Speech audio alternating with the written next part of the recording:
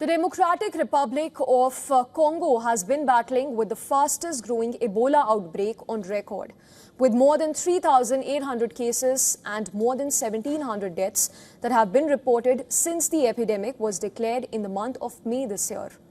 Now, health officials in the country say that the Bundibugyo strain, the virus strain, has spread across multiple provinces, while experimental vaccines and even treatments are being rushed into clinical trials.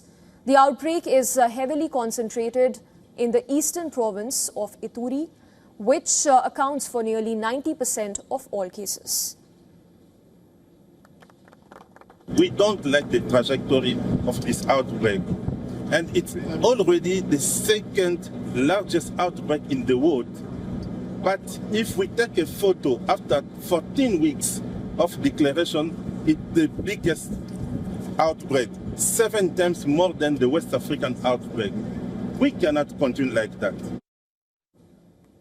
With no approved vaccines or medicines available as of now, the World Health Organization has been working to push for expedited clinical trials to take place for possible vaccinations to tackle the outbreak of Ebola cases. And all of this while Canada has authorized a phase 1 clinical trial of Moderna's experimental mRNA vaccine that targets the Bundibugyo strain of Ebola.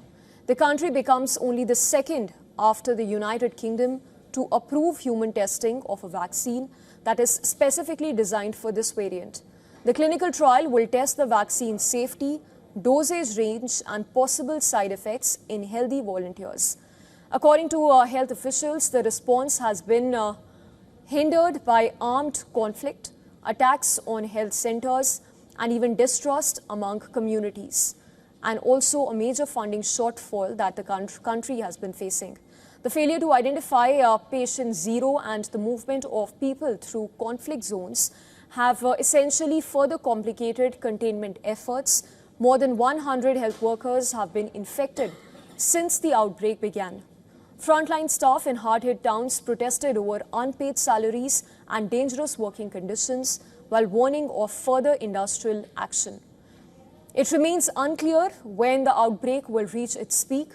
Even as new treatment centers open and testing capacity has been expanding, the WHO and Africa CDC have warned that without stronger surveillance and community trust, the epidemic will only continue to grow.